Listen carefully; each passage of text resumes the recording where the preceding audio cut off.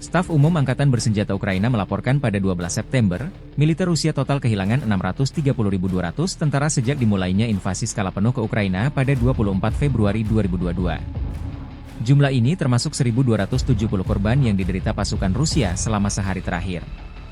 Menurut laporan tersebut, pasukan Vladimir Putin juga total kehilangan 8.653 tank, 16.955 kendaraan tempur lapis baja, 24.481 kendaraan dan tangki bahan bakar, 18.009 sistem artileri, 1.184 sistem roket peluncur ganda, 945 sistem pertahanan udara, 369 pesawat terbang, 328 helikopter, 15.033 pesawat tanpa awak, 28 kapal dan perahu, dan 1 kapal selam.